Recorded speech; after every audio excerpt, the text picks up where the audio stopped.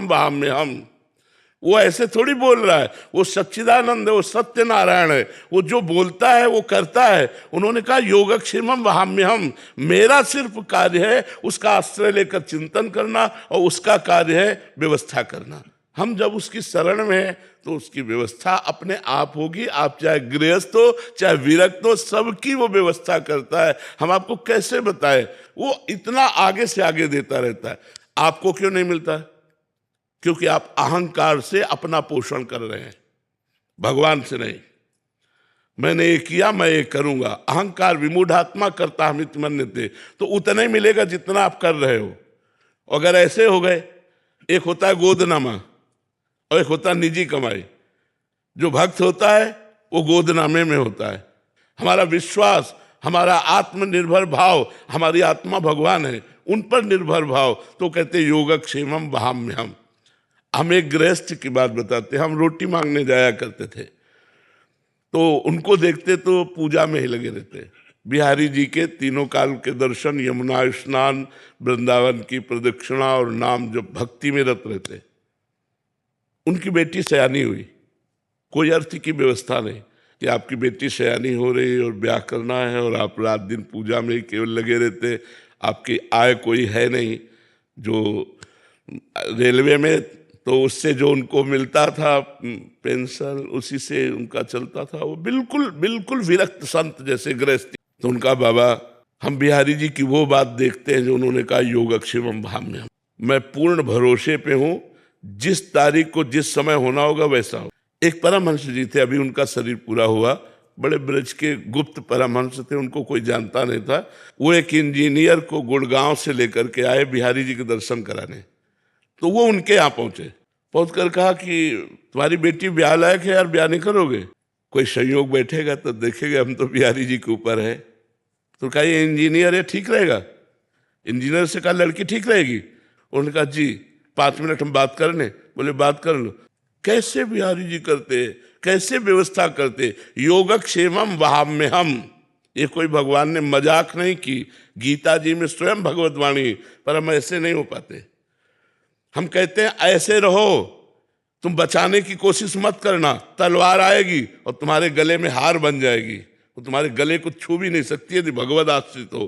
5 वर्ष का बालक प्रहलाद है, त्रिभुवनपति हिरण्यकश्यप है, आग में जलाता है, जहर पिलाता है, हर कोशिश मारने की करता है, लेकिन 5 वर्ष के बालक का बाल भी बांका नहीं कर सका। और भगवान ने नरसिंह रूप धारण करके फाड़ के फेंक दिया उस वरदानी, विशेष वरदान प्राप्त किए हुए हिरण्यकश्यप को भगवान ने फाड़ के फेंक दिया। और 5 वर्ष के बालक का वो त्रिभुवनपति होने पर भी बाल बांका नहीं कर पाया। ऐसे भगवान हमारे हैं, भगवान की अनंत सामर्थ्य है। हम भगवान के आश्रित नहीं हो पाते, इसलिए हमें बात नहीं। अरे योगक्षेमम वाम्यम, ऐसा मत सोचो कि केवल बाबा जी का ही योगक्षेमम वाम्यम।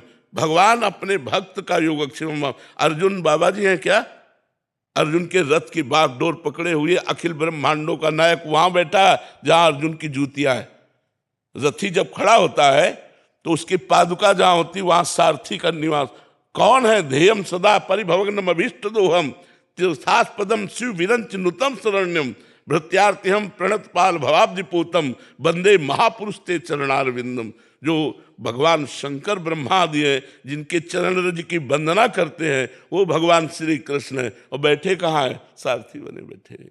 तो हमें विश्वास होना चाहिए, विश्वास के बिना भक्ति नहीं और भक्ति के बिना सदगति नहीं। इसलिए चाहे गृहस्थ हो चाहे विरक्त हो, भगवान पर विश्वास करो, उसका चमत्कार देखो, उसका चमत्कार देखो, भगवान कैसे रक्षा करते हैं। महाराज जी, आपने बोला कि अप्राप्त की प्राप्ति और जो प्राप्त है उसकी रक्षा करते हैं प्रभु। महाराज जी, यहाँ जब मनोकामना वाली बात आती है कि हमने भगवान से मांगा फिर दिया नहीं, क्यों दे? भगवान तुम्हारे नौकर है। तुमने तपस्या की, तुमने साधना की, तुमने उपवास रखे, तुमने व्रत रखा, तुम तीर्थयाटन किए, तुम कितना नाम जप किए, क्यों दे दे? हमने बताया है कि 2 प्रकार से भगवान देते हैं। एक तो होता है अपनापन, जैसे ये हम दुनिया जो है हमारे भगवान की एक दुकान है, मेरे मालिक की दुकान में है सबका जीवन खाता।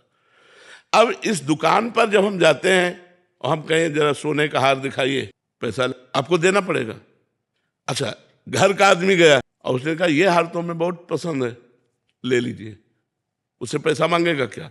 तो या तो भगवान के बनो, तो आप मेरा स्वामी है, मैं उनका दास हूं, वो मेरा पिता है, मैं उनका पुत्र हूं, जिधर चाहूं, जो चाहूं, जब चाहूं, जहां चाहूं वहां उपस्थित करवा दूं, क्योंकि वो अखिल सामर्थ्यशाली है। या तो घर के बनो, उनके दास, उनके निज जन बनो, उनके सखा बनो, उनको प्रीतम मानो, और या फिर तपस्या करो। तपस्या करो और फिर भगवान से चाहो तो, जैसे श्री ब्रह्मा जी ने कर्दम जी को आदेश किया, जाओ गृहस्थ धर्म स्वीकार करके संतति उत्पन्न करो। श्री कर्दम जी ने सोचा, बहुत ज्ञानी महापुरुष थे, तो उन्होंने 10,000 वर्ष तपस्या की। दाहिने पैर के अंगूठे के बल खड़े होकर हाथ उठाकर 10,000 वर्ष तपस्या की। भगवान प्रसन्न हुए तो उनका, मुझे मेरे योग्य पत्नी चाहिए। तो आदि सम्राट महाराज मनु की पुत्री देहूति, भगवान ने कहा वो परसों आएंगे और आपका ब्याह कर। पत्नी भी चाहिए तो 10,000 वर्ष, तो कलयुग में 10,000 वर्ष तो जीला नहीं, 80 वर्ष जीला यार। 10 दिन तो भजन करो, कुछ चाहिए तो भजन करो। ऐसे थोड़ी कि बोल दी जाके कि तुम्हें 100 किलो लड्डू खवा दे, वो भूखों मर रहे हैं। अरे पूरे विश्व ब्रह्मांड को भगवान पवार है। अच्छा, ये काम नौकर से कहा जाता है, मालिक को तुम नौकर समझ रहे हो कि तुम्हें 50,000 का फूल बंगला